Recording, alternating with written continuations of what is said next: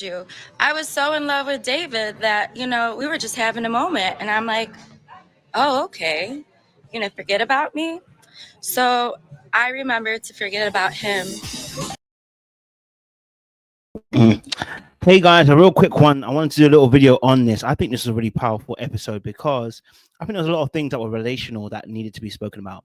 So we're going to talk obviously about Carla and Juan, and I'll do a full live later on in the week. But I think this particular episode, where focusing on Juan and Carla, was really powerful, right? I speak about this a lot in coaching with clients as well, where I talk about the fact that when you are in a relationship, you want to be in the space of, yes, consequences, not punishment.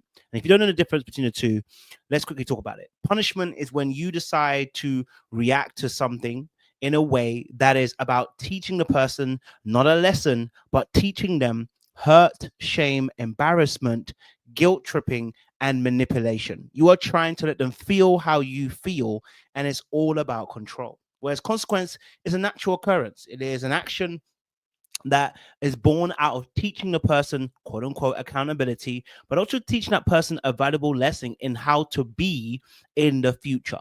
Okay, so consequences teach someone about about who and how to be, right? And it's not born from a place of fear, it's born from a place of love. Whereas punishment is born from a place of fear, which leads to control. What we saw with Carla just then, when she said, obviously, well, since he did that to me, I'm gonna show him. I mean, listen, we could all identify with those feelings. It's natural. I think we've all probably been in a space, or many of us have been in a space with toxic traits that we.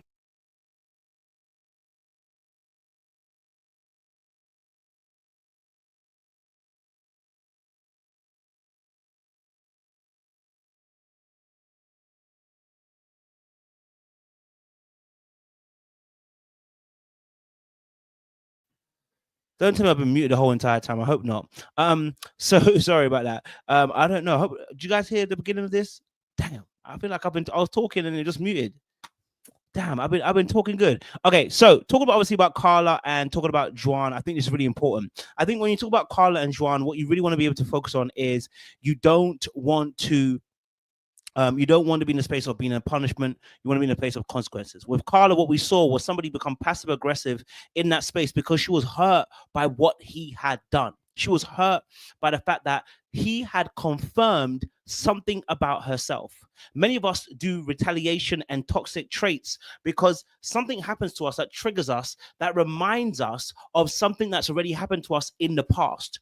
When he told her and said, I forgot about you, which first and foremost, I want to be very, very clear. I don't know what he was saying that for. I personally think, I was looking at that, Juan, what are you saying? Now, probably a slip of the tongue. It's a Freudian slip. It's silly. It's stupid. But the choice of words for me was very, very poor from Juan. I forgot about you today. And it was a tone. It was a delivery. It was a context. Everything about what he said was all the matter wrong. But he also gave her the opportunity to actually express, is there anything that he does wrong? And that would have been a great time for her to really speak up and say, what you just said to me was really, really painful. It really hurt because it made me feel like, it made me feel like, you didn't care about me. It made me feel unseen and unheard, right? Instead of her saying that, she said, I'm going to show you, right? I'm going to let you know that how you made me feel, you're going to feel it too. And that's when you know you're in punishment mode and you're not in consequences. See, the consequences are, as a fact, teaching the person how you want to be necessarily treated. And there are natural consequences in terms of also the fact that when someone does something, there are natural proclivities towards certain consequences, such as if you eat all the food, there's going to be a consequences that you're going to put on weight. Like, it's a natural consequence. If you say something mean to me, my feelings are going to get hurt and I may need some time to recover. That is a natural consequence, right? And so what Carla did here was showing me that she has no training in the area of when it, or shouldn't say no, has little to no training or not enough training in the area of being able to fully express how she feels. And you've heard me say these words before: emotional safety. The ability to be able to express your emotions to somebody and how you feel to somebody and do it in a manner where it allows you to be vulnerable and feel safe. Many people don't feel safe in the arena of expressing their vulnerabilities and sharing how they really feel intimately with other people, right? And that actually starts with self. It starts with self in terms of being emotionally connected and emotionally available. To be emotionally available means to be able to receive and to give the emotional in an emotional capacity. To be emotionally connected is the ability also to dive into these few steps, being able to share little details, be able to see the silver lining in a conflict, to be able to share life events and stuff like that. So there's a whole bunch of lists that go with emotional connection. It's how we form our relationships. And then we talk about emotional safety, which encapsulates it all, because in order to be emotionally connected to somebody, there has to be some levels of degree of emotional safety. Now, I think we've all got levels and that we can all be at different levels. But the lower you are on that spectrum of feeling safe emotionally is more than likely the bigger chance you're going to be emotionally unavailable and disconnected very easily. It didn't take much for our good sis here, Carla, to be emotionally disconnected. She went straight to scoring points. She went straight to, I'm going to get my own back on you because you've made me feel how I felt more than likely as a child. And so that what he said in that moment took her right back to when she felt a particular emotion. What emotion was that? That emotion was powerlessness. Many of us have felt powerless in our childhood, whether it comes from emotional neglect, whether it comes from a parent doing too much and breaking our boundaries, whether it comes from a parent who was hot and cold, loving and not loving one minute, not caring the next, angry the next, sad the next, emotionally dysregulated. Whatever it was, we felt powerless to stand in the way of a parent. And so when we grow up, we don't want to feel that feeling again. And Karla, in that moment, the moment he expressed himself and said, you know what, I'm going to be honest with you, I felt like I forgot about you, which hello was rude first and foremost. And he should catch himself next time. It was rude. I forgot about you in that space. In that moment, she should have gone, you know what? Wow, that really hurt. Processed it and then had a conversation with him. Instead, she said, I'm going to get you. And so for the next few moments of the show, we see her struggling to really connect with him, right? When I woke up, he went for a nice swim.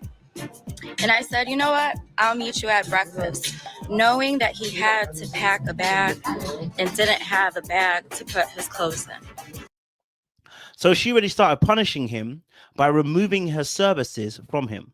Now, someone could say this is consequences, but in reality, it's not, because actually she didn't teach him anything. Well, she did teach him something. She taught him that when she gets hurt, she's going to do you rough. When she gets hurt, she's going to remove herself completely, and you're not going to get nothing from her. When in reality, that doesn't even benefit her either, because in that space, she still wants to be connected.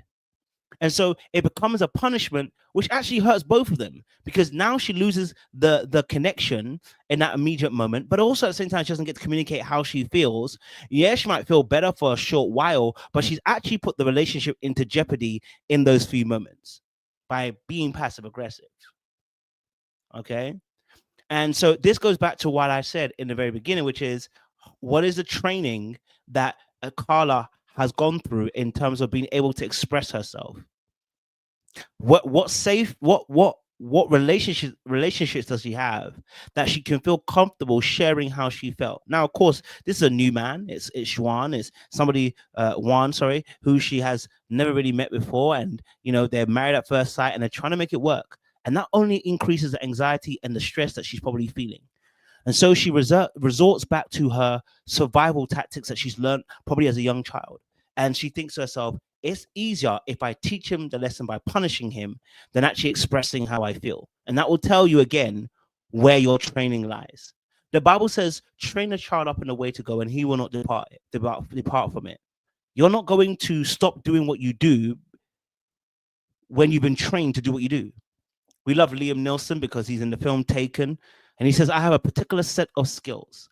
What is he talking about? He's talking about the training that he has gone through. He can't stop being that person because that's what he's been trained to do. And so because you've been trained in a particular manner, it shows itself up in the way that you respond in certain situations, right? Pressure cookers. So punishing your partner when they hurt you is typical passive aggressive behavior that can lean into toxic dynamics. Carla did that because she was scared and did not have the resources to have a conversation and let him know her feelings. She wanted control back over how he made her feel, so she punished him with silence and removal of her presence. Since you have forgotten to remember me, I too have forgotten to remember you, and this is how I'm going to show you that you should never forget me. Now, why does this actually happen? Like I said again, it's emotional safety, but it's a fear of being rejected, abandoned, or betrayed.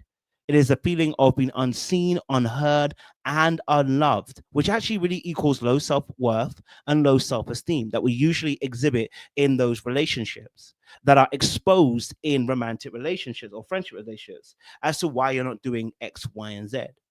And so when we have the low self worth and low self esteem, again, it equals what I said powerlessness, because that's where it's come from. Punishing is a way to gain a foothold in the power dynamics within the relationship. Okay.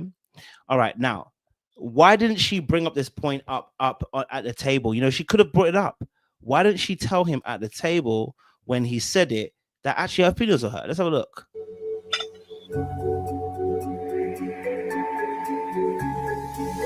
Is there anything else that maybe I need to do that I haven't been doing so far? And Now, at the moment when he asked her this question, she could have just explained and said, you know what? I want to share something with you, right?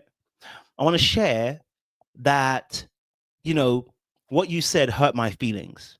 And you'd be surprised. This is one of the most difficult tasks and skills to do by any human being when you have not been taught this from a very young age. When you yourself have been punished for expressing yourself and learned to be mute and silent. When you have learned that actually expressing yourself doesn't actually bring results, you tend to pick up the skills of learning how to manipulate to get what you want. And so that passive aggressive means of communication starts to begin through patterns of behavior that exhibit itself in adult relationships. And you're wondering, where did that come from? Well, you've been practicing it all your life. And until you get into a relationship, and you know how you know that it's a bad thing, is that the results don't yield the right the actions don't yield the right results. The actions don't lead to healthy dynamics of a relationship. And so when it doesn't lead to that, you know, in most cases, that that is not the right action you took. Now, we are looking for reconnection and a reestablishing that connection, not a win. When we are in a place where we're trying to win, we have lost sight of what the relationship is about. You have to understand the relationship is like driving in a car. Almost if you watch ever rally racing or Colin McRae rally or WRAC racing, you know, rally driving, you have two people in the car. You have the driver and the navigator. Now the navigator has the same objective as the driver. Get us to the end as fast as possible. Our objective is to be understood in a relationship, not to win.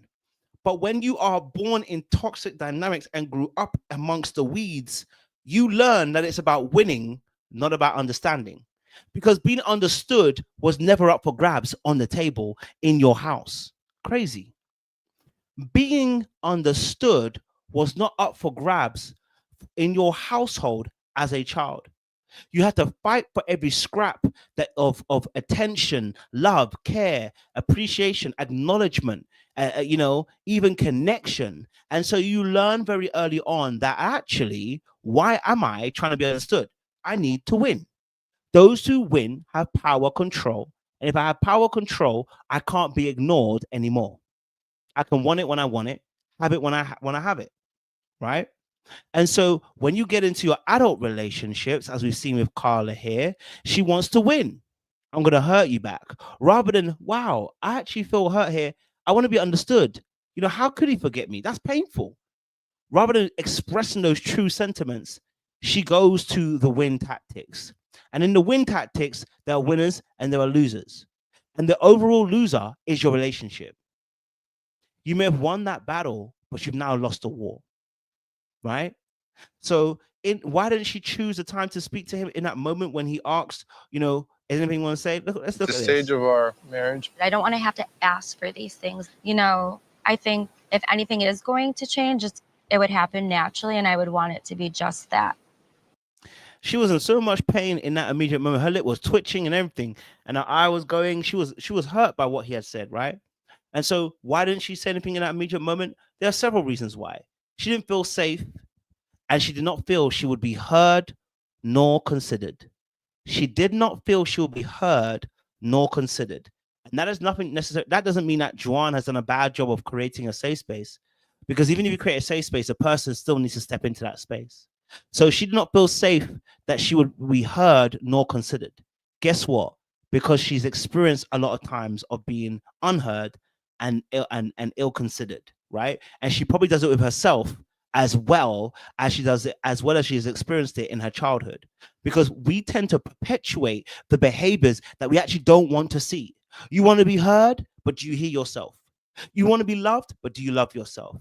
You want to be taken care of, but do you take care of yourself? You want someone to cover you, but do you cover you? You want someone to you want to be able to express yourself freely, but do you express yourself freely of yourself? Right? You have not practiced sharing intimate thoughts. Is an alien concept to do. That's why I'm not going to bring it up. Right? Okay. You have realized that in your past, manipulation has worked for you. You have seen the benefits of manipulating somebody. And so actually, why would she change? Because if she's seen that it actually worked and she got her result that she wanted, then she isn't going to change. Okay. Another reason why you don't want to, she might not have brought it up in that moment, is she didn't want to rock the boat. Okay. It's scary to do so, right? Although the relationship is although she was hurt in that moment, the relationship is not yet at a tipping edge, or I'm not so angry with you yet. I don't feel justified, which is another point. I don't feel justified to be angry at this point. We're still going strong. We're still going good. I don't want to rock the boat, baby. I don't want to have issues. And so actually, I'm not going to bring it up because, we're still having a good time. And, I don't want to be the person who is, quote unquote, next point, the bad guy. If I bring it up and it becomes an argument, then I'm the bad guy. And actually, no, you're the one that did it to me. So you have to be the bad guy. I don't want to be the bad guy. You're the one that did it. So you're the bad guy. But if I say something and it turns into an argument, now I'm the bad guy. Now I'm going to start feeling bad. And you don't want that, because you're still trying to punish rather than be understood. Sometimes people have a delayed reaction because they're not used to processing on an emotional level. You've been neglected so long on your emotional capacities and your skills and your ability to emotionally connect that actually there's a delay in your processing of emotional information, right? You haven't practiced processing emotional information. It's raw data, and actually it becomes very tough. And so you have delayed reaction, right? You wait till after. Okay. And then we have obviously two more points. She wanted to see if he would catch himself. She wanted to see, because if he loves me, he'll catch himself. If he loves me, he will realize what he just said and realize that, you know what, it was rude. Because I wouldn't have said that. And that's what going through the mind. You want him to be a mind reader because you think you can read minds, because you anticipate and you are hyper vigilant over people's moods and energy switches. And so you run to a space where you believe that other people should do the same for you. They should be mind readers. They should just know that you're in that space. Do you know what I'm saying to you? And that's an issue as well. And I think the final point in this is, when you're used to being passive aggressive, it's easier. And it's hard, though, when you don't have a good relationship with anger. If you don't have a very good relationship with anger, you are going to struggle to want to, quote unquote, put boundaries in place, because you believe that in order to put boundaries in place, you've got to be angry. But putting boundaries in place, it's not about anger. Putting boundaries in place is about being able to be treated as you believe you are worth being treated as, where you know that your needs and your wants are to be respected and you respect their wants and their needs, where you know that you begin and you end, and where they begin and where they end. Your ability to understand that your needs and wants are as important as theirs, but where you begin and where you end, that is you. That is your boundary. And the only time you enforce the boundaries is when you're angry. And that's a bad thing, because that leads usually to a wrong response to a situation, because anger is not a problem. But the Bible says, be angry, but sin not. Most of us tend to use anger in the wrong way. We become sinful in the way that we respond with our anger in wrath and do something crazy because we felt powerless. And so we put ourselves back in a place where we can feel more powerful. Anger can do that. Anger temporarily makes you feel more powerful. And that's why we begin to punish people. I think, just bringing this to a very close as well, this episode was really good, right?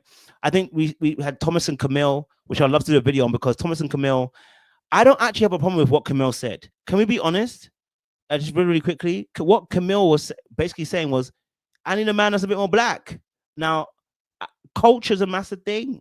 And I'm going to be honest with you, we know what this means when you speak to somebody who may be black, but they lean more to the white side, okay, or their white cultural side. And there is a big thing, because people act differently, but depending on culture, we have a subset of behaviors that are aligned with those cultures that people like and don't like. And so I understood what she meant. I understood what she felt, okay, and she probably didn't feel that pizzazz, that energy that she wanted, that little bit of a razzle dazzle, that little something, that swagger. You know what I'm saying to you? So I get it. I understood. Madison, quickly. Madison wants Alan to touch her breasts. I'm gonna be honest with you. Can we be honest? There's a scene where she said it was really nice that he touched her breasts. Alan, touch her breasts, but do it in the right way, please. What I remember that is, she wants more of that spontaneity. Be confident. She wants you to be. Okay? Yeah? Touch me, tease me. You know how I like it, girl. Forgive me, Lord. But she wants a bit more of that confidence from him, right? To be a bit more free-flowing. At the same time, Madison also needs to soften up and not become so hardened as well, because it also means that if the person feels that they're going to be judged harshly by your also behavior, right? Now, Ikem and Ikechi, I need Ikem to cut it out. Cut it out. We are sick and we are tired. We know that you ain't trying to. We already know you ain't trying to be with this girl. Cut it out. You called her a homie. You ain't trying to rush no intimacy. It's giving. It's giving. You don't want to be with her. It's giving that, but we don't know. We can see the later episode. Just wait. But it's giving. You don't want this woman. That's what it's giving. Michelle and David. Well, I mean, she did better this week, but she ain't gonna like that man. Okay, all right. She ain't gonna like that man. But she is trying. She's trying to put herself in a better space. But she ain't. She ain't gonna do it. She ain't gonna do it. But anyway, listen, I'm going to love you and leave you on that note. We will be back on Sunday to do a proper super panel for Man at First Sight. But I hope you guys have been blessed. And like I said, don't punish people. We want to make sure we act in consequences. Okay. All right. There are consequences for actions, but we don't want to punish people. We're not looking to make them feel the hurt that we feel. All right. Make sure you like, share, subscribe, click on that bell button for notification of uploads. We appreciate you. Stay locked, stay loaded. We'll see you again very soon. Ta-da, ta-da.